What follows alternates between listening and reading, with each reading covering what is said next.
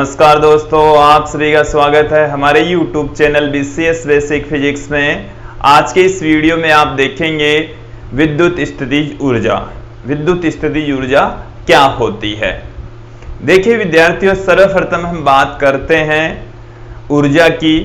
जो ऊर्जा है वो हम यांत्रिक ऊर्जा को हम दो भागों में डिवाइड करते आए हैं, गतिज ऊर्जा तथा स्थितिज ऊर्जा।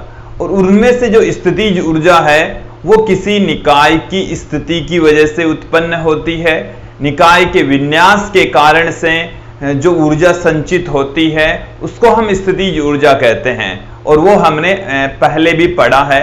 जैसे हम बात करें गुरुत्वीय स्थितिज ऊर्जा की, तो गुरुत्वाकर्षण बल के अधीन यदि हम कोई कार्य कर रहे हैं तो निकाय में, जैसे ये हमारे पास में डस्टर है, यहां से इसको उठाकर यदि इस पोजीशन पर ले आए, थोड़ा सा ऊपर ले आए, तो इस डस्टर में एक ऊर्जा संचित हो गई है, और उस स्थितिज ऊर्जा को हम गुरुत्वीय स्थितिज ऊर्जा कहते हैं। ये आपने कक्षा 11th में पढ़ा है।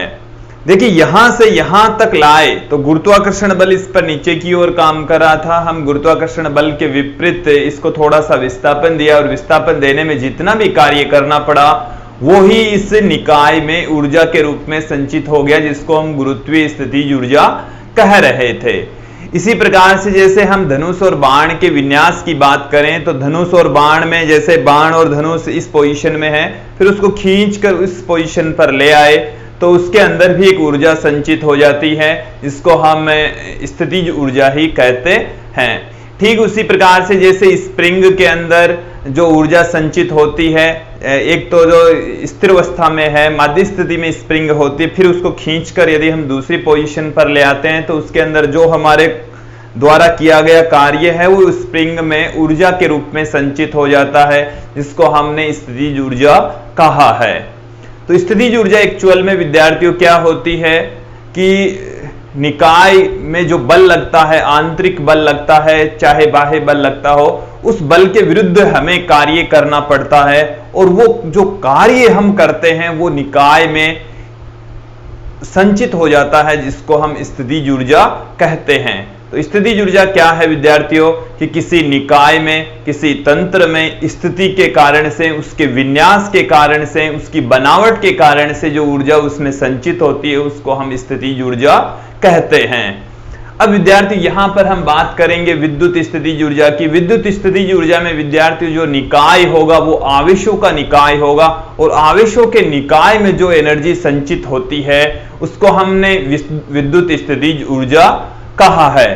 देखिए इसको जो एकदम वेल डिफाइंड डेफिनेशन है वो हम आपको बताते हैं। हमने विद्युत विभव की जो डेफिनेशन पढ़ी है उसी के अकॉर्डिंग ही इसकी डेफिनेशन आ जाएगी कि देखिए विद्यार्थियों, किसी आवेश को अनंत से, कि कोई भी आवेश ले लीजिए और उसको अनंत से विद्युत क्षेत्र के किसी बिंदु तक विद्युत क्षेत्र के विरुद्ध लाने में जो भी कार्य करना पड़ता है उसी को ही हम विद्युत स्थितिज ऊर्जा कहते हैं। एक बार फिर से सुन लीजिए विद्यार्थियों, हम एक आवेश ले रहे हैं और उसको अनंत से उठाकर ला रहे हैं, और यहां तक ला रहे हैं जहां पर पहले से ही कोई विद्युत क्षेत्र मौजूद है। यहां पर ये जो मैंने क्षेत्र दिखाया है वो है विद्युत क्षेत्र, और इस विद्युत क्षेत्र में हम कोई आवेश लेकर आ रहे हैं, और वो कहां से लेकर आ रहे हैं विद्यार्थियों? अनंत से लेकर आ रहे हैं। तो यहां पर पहले से विद्युत क्षेत्र, इस आवेश पर इस विद्युत क्षेत्र के द्वारा प्रतिकर्षण बल लग रहा है, तो जो विद्युत क्षेत्र है वो इसको दूर धकेल रहा है और हम इसको पास में लेकर आ रहे हैं। तो इस प्रतिकर्षण बल के विरुद्ध हम इसको लेकर आ रहे हैं, प्रतिकर्षण बल के विरुद्ध कार्य करना पड़ रहा है, और जो कार्य हम करते हैं वो कार्य ही इस निकाय में ऊर्जा के रूप में संचित हो जाता है, जिसको हम विद्युत स्थितिज ऊर्जा कहते हैं। एक बार फिर से सुन लीजिए कि किसी आवेश को अनंत से विद्युत क्षेत्र के किसी बिंदु तक विद्युत क्षेत्र के विरुद्ध लाने में किया गया कार्य विद्युत स्थितिज ऊर्जा कहलाता है। देखिए विद्यार्थियों, हमारे पास में जो विभव की डेफिनेशन है, विभव की डेफिनेशन हमें यह कहती है विभव बराबर होता है V इज इक्वल टू होता है विद्यार्थियों W अपॉन में Q नॉट। यदि आप Q नॉट आवेश को अनंत से लेकर आ रहे हैं तो विभव की परिभाषा है W अपॉन में Q नॉट, और यहां पर किसी आवेश को अनंत से यदि हम विद्युत क्षेत्र के किसी बिंदु तक लेकर आ रहे हैं किसी आवेश को अनंत से हम लेकर आ रहे हैं,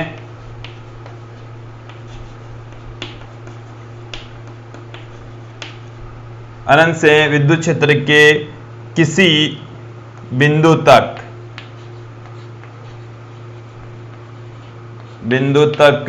लाने में किया गया कार्य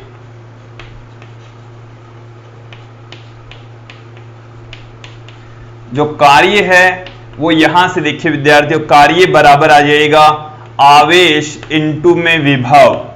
जिस बिंदु तक आप लेकर आए उस बिंदु का विभव।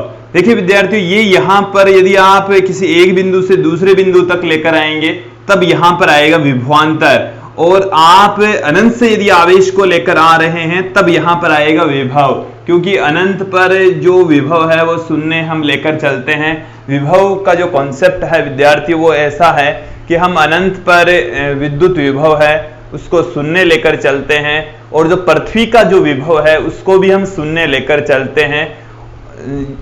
इसी हिसाब से ही हम आवेशों को अनंत से लेकर आते हैं। वो शून्य ऊर्जा की स्थिति भी होती है, शून्य विभव की भी स्थिति होती है, और शून्य ऊर्जा या शून्य विभव की स्थिति से ही हम आवेशों को लेकर आते हैं। लाने में जो भी कार्य करना पड़ेगा वो स्थितिज ऊर्जा के रूप में संचित हो जाएगा। तो विद्यार्थियों, जब किसी आवेश Q को, यहां पर यदि Q0 है तो Q0 ले लेंगे, और Q आवेश को लेकर आ रहे हैं तो Q यहां पर लेकर चलेंगे, और जिस बिंदु तक आप लेकर आ रहे हैं उसका विभव है V, तब जो कार्य है वो है W। अब देखिए विद्यार्थियों, यह किया गया कार्य ही विद्युत स्थितिज ऊर्जा के रूप में संचित हो जाता है। यह किया गया कार्य विद्युत स्थितिज ऊर्जा के रूप में संचित हो जाएगा। विद्युत स्थितिज ऊर्जा के रूप में संचित हो जाता है। इसका मतलब यह हुआ कि इसी कार्य को ही हम स्थितिज ऊर्जा के इक्वल पुट कर देंगे। विद्यार्थियों, स्थितिज ऊर्जा को हम U से लिखेंगे तो इस जो W है इसी को ही हम U पुट कर देंगे। हमारे पास में स्थितिज ऊर्जा का जो फॉर्मूला है U इक्वल टू आ जाएगा Q into V। Q into V, ये हमारे पास में फॉर्मूला आ गया है स्थितिज ऊर्जा का। स्थितिज ऊर्जा, विद्युत स्थितिज ऊर्जा की डेफिनेशन एक बार फिर से सुन लेंगे। किसी आवेश को अनंत से विद्युत क्षेत्र के किसी बिंदु तक विद्युत क्षेत्र के विरुद्ध लाने में किया गया कार्य स्थितिज ऊर्जा कहलाता है, और उसका फॉर्मूला आ गया है विद्यार्थियों Q into V। Q into V। देखिए विद्यार्थियों, यदि हम किसी आवेश को एक बिंदु तक लेकर आए तब स्थितिज ऊर्जा U1 है, और फिर उसको दूसरी स्थिति तक ले जाएं जिस पर उसकी स्थितिज ऊर्जा U2 है, तो स्थितिज ऊर्जा में जो परिवर्तन है उसको भी हम वहां से फाइंड आउट कर सकते हैं। उस कंडीशन में जो स्थितिज ऊर्जा में परिवर्तन है उसको आप Q इंटू V के रूप में भी लिख सकते हैं। पहले आप यहां पर यह समझेंगे कि स्थितिज ऊर्जा का मात्रक विमाएं क्या है। यहां पर देखिए विद्यार्थियों, विद्युत स्थितिज ऊर्जा, देखिए ये भी एक प्रकार की ऊर्जा ही है, और ऊर्जा का मात्रक जूल होता है।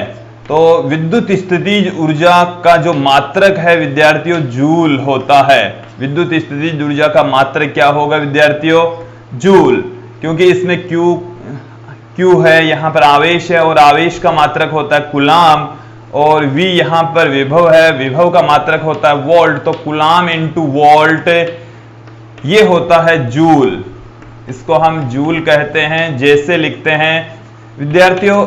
इसके अलावा विद्युत स्थितिज ऊर्जा का जो मात्रक होता है जो आमतौर पर यूज में लिया जाता है वो होता है इलेक्ट्रॉन वोल्ट, और वो इसका अन्य मात्रक है।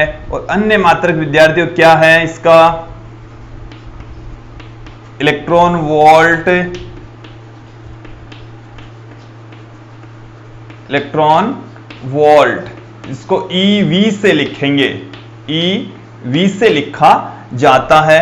अब हम 1 वोल्ट और 1 इलेक्ट्रॉन वोल्ट और जूल के मध्य संबंध स्थापित करेंगे।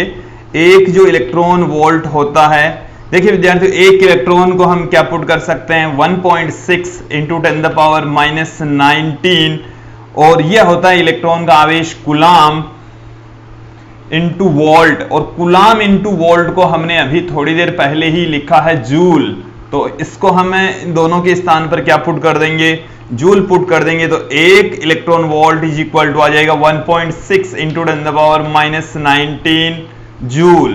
तो जो विद्युत स्थितिज ऊर्जा का मात्रक यूज में लिया जाता है वो होता है इलेक्ट्रॉन वोल्ट, जिसकी वैल्यू 1.6 इंटू 10⁻⁻19 जूल के इक्वल होती है। देखिए विद्यार्थियों, जो जूल ये जो मात्रक है वो एसआई पद्धति या एमकेएस पद्धति में मात्रक होता है स्थितिज ऊर्जा का। इसको यदि हम सीजीएस पद्धति में भी कन्वर्ट करें तो इसका जो मात्रक होता है विद्यार्थियों अर्ग होता है, इसका मात्रक होगा अर्ग।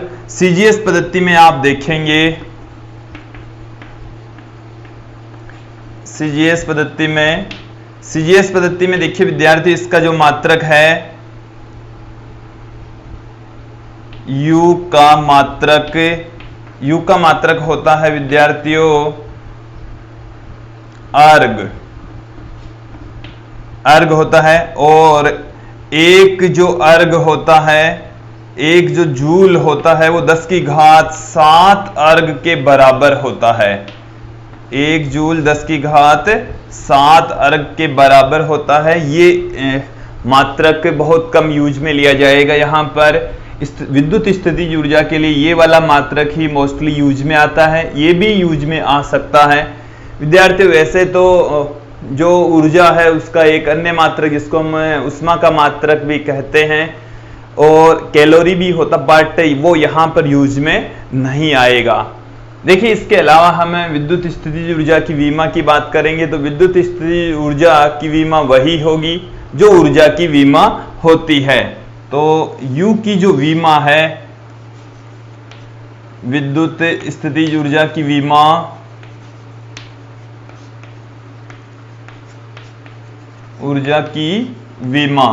तो ऊर्जा की विमा के तुल्य ही विद्युत स्थितिज ऊर्जा की विमा होती है। M1L2T-2 इसकी विमा होती है। अब सबसे इंपॉर्टेंट एक चीज और देख लेंगे कि जो विद्युत स्थितिज ऊर्जा है वो ऊर्जा की भांति ही एक अदिश राशि होती है। तो विद्युत स्थितिज ऊर्जा भी एक अदिश राशि होती है विद्यार्थियों। देखिए विद्यार्थी, इससे संबंधित कुछ और बातें मैं आपको बताता हूं कि यदि स्थितिज